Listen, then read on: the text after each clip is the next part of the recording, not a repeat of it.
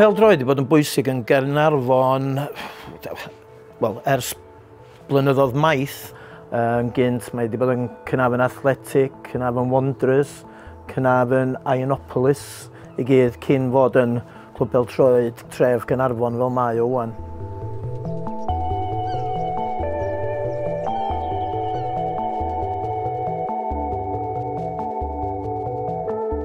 Pobl lleol oedd eisiau chwarae pêl-droed yma ac mi roedd rhywun caniatad iddyn nhw chwarae ar y cae yma.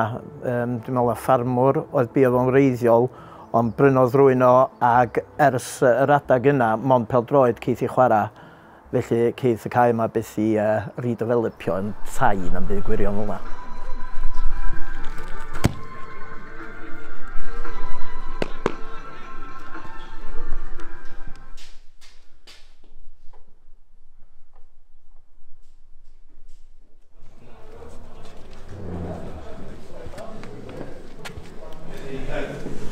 Dre cyffredin iawn, lot o bobl yma yn cefnogi'r tîm. Mae'n clwb wahanol i llefydd eraill. Dwi'n cofio colli gêm a pawb dal yn dathu ac cymryd y tîm a beth fel yna. Ond maen nhw jyst eisiau pobl troi fyny i Caernarfon a gwisgo'r crys a rhoi'r parch iddo fo. Ac os ydych chi'n neud hwnna, mae'r cefnogwyr yn hapus. So, mae'n fel teulu bach, da ni gyd yn Cymro.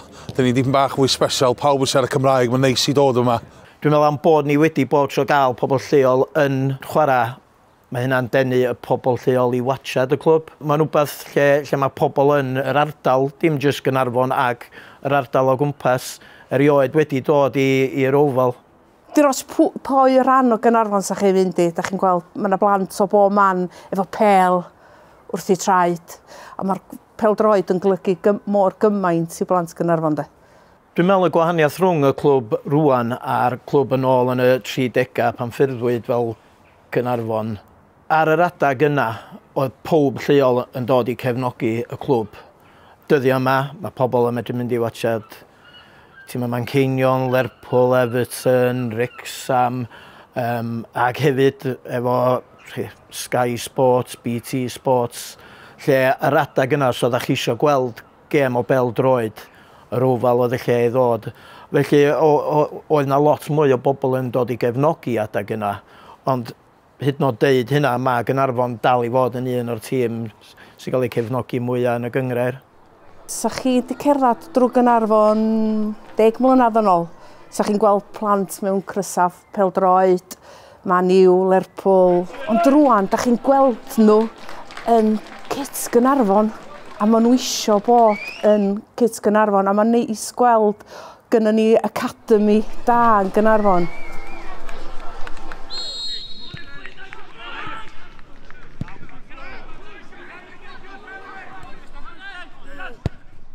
Fi a criw eraill penderfynu mynd ymlaen a dechrau academi.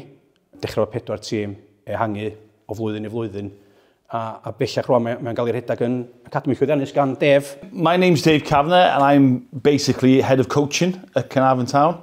So I'm responsible for the management of the academy, the 22 coaches and 11 teams that operate in the FAW licensed academy system. And it's basically driven from the grassroots system. So we look for players, we scout players from the grassroots system who come into Caernarfon Academy because that's where there's the national pathway, talent development pathway, which gets them through to the national team eventually. Mae Dave yn ei andros o job yn dal yr academi at ei gilydd. Mae'r link da rhwng y clwb a'r academi. Mae'n cadw trefn ar bob dim. Dwi yn, roedd ddysgu, da ni'n gweithio'n ogos iawn hefo'r academi fel clwb hefyd. A dim jyst efo'r academi, ond efo'r strwythur merched sydd yn gysylltiedig â'r clwb. Mae'r North West Girls League yn cynnal i diwrnodiau ffeinal yma ar yr ofal. So ar y dydd Sadwrn bydd League Cup Final under 12s, under 14s ac under 16s. Ac ar y dydd Sul fydd yna gwyl pêl-droed i tîmau dan 9, a dan 11, a dan 7 mewn, a dan 8. So hynna di'r ffordd ni'n trio cadw chdi bach o cymdeithasu a link cymdeithasol efo'r gymuned mwy na dim, ond eto, mae yna link gymunedol yma heno, maen nhw yma pobl lleol, maen nhw gyd yn dod yma ar nos Wener, da ni wrth yn bodd o gêm ar nos Wener, achos da ni ddim yn erbyn Nan Llefel, Llanberis, Bonnewydd, Llanrug, Felin Heli. Maen nhw gyd yn chwarae ar y dydd Sadwrn.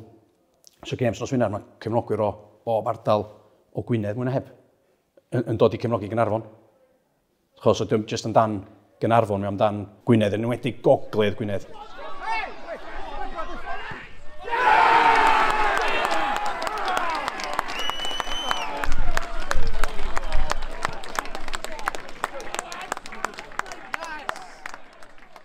Mi oedd 2009 yn adag anodd iawn i'r clwb. Mi oedd y cadeirydd a'r bwrdd am blynyddoedd wedi bod yn rhoi dipyn go lew o bres i fewn i trio gael llwyddiant ar y cae, ond oeddan ni ddim yn gael llawer o hwyl â ni. Benderfynodd nhw i adael y clwb adag yna, a gynnon ni ryw fath o dyledion bob parch i'r cadeirydd. Mr Denham, mi nath o glirio'r dyledion i'r clwb cael symud ymlaen. A be nath ddigwydd yr adag yna, nath cefnogwyr dod i fewn fel aelodau o'r bwrdd ac tynnu at ei gilydd i symud y clwb yn ei blaen. Oedd y clwb yn 2009 newydd ddod allan o fod yn bankrupt. Ond am llawer o arian yma ac o'na criw o cefnogwyr wedi dod at ei gilydd i rhedeg y clwb. Yr her fwyaf nath ni gwynebu'n 2009 oedd gorffen y tymor oherwydd o'n am arian yma. Oedd y cefnogaeth yn mynd i lawr hefyd. O gynnon ni 10 gem i chwarae mwyn peidio gael yn cicio allan o'r gyngrair. A dyna be nathon ni, wrth diolch i'r cefnogwyr nath ddod i chwarae i'r tîm ar y pryd. O'na ddim arian i dalu chwaraewyr, felly hogia lleol ddoth yn ôl i chwarae i'r clwb am ddim. Ac yn fanna mi ath y clwb o nerth i nerth. Oedd o'n broses hir, ond mi adeiladodd yr bwrdd ac yn diwedd mi gathon ni fynd yn ôl i'r uwch gynrer. Mae bob ceiniog dyn ni'n gael fel clwb i gyd yn dod i wneud trwy'r giat ac heb nhw. Fysa Caernarfon ddim yn lle dyn ni wan. Mae yna lot o feddwl o'r clwb gen y busnesau sy'n cefnogi ni. A dwi'n siŵr sy'n nhw gyd yn licio reid mwy, ond mae'n anodd. Ers y dyddiau cynnar y clwb, dwi'n meddwl bod yna lot llai o bres yn yr ardal.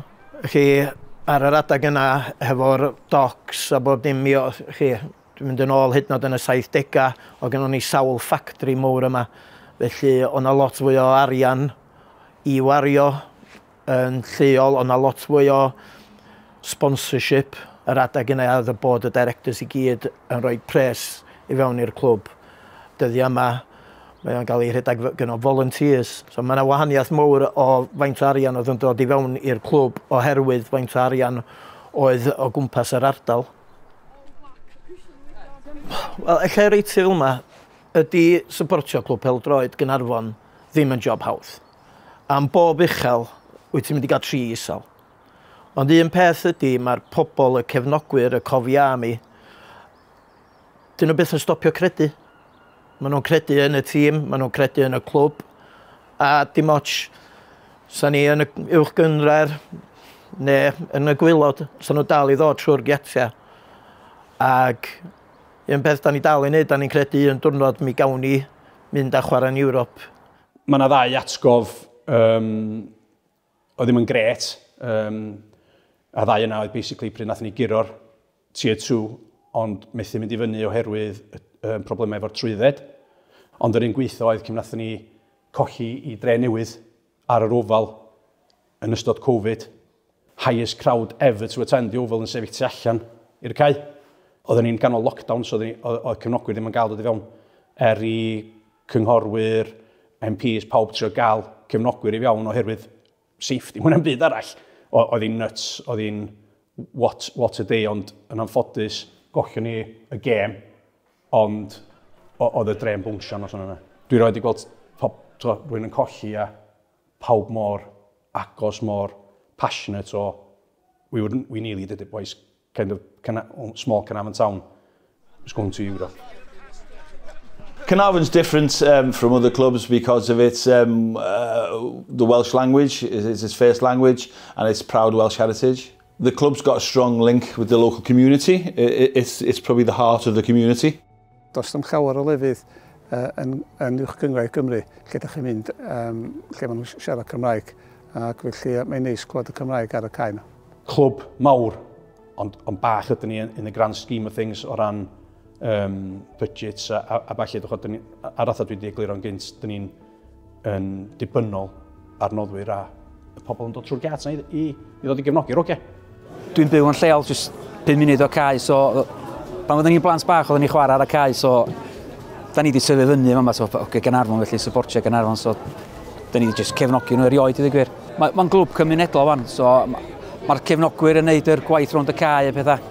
Mae'n meddwl lot i'r cefnogwyr, i fi'n bersonol, dwi'n well gen i ddod i watchad Caernarfon a Everton ôl yn imi, ydy ni imi, ond well gen i watchad non-league anyway. Meddwl lot i fi. Mae'n dre agos, so mae'n bod tro rwy'n i siarad efo. Diolch necessarily amdan frustration am Bêl-droed, mae'n medru fod yn broblema mae rwy'n yn gael adra yn ymwedig yn y cyfnod ni yn wan fel yn y byd gyfan. Mae'n bod tro rwy'n i siarad efo a mae'n eith rwy'n rhywbeth i rwy'n yn dre yma.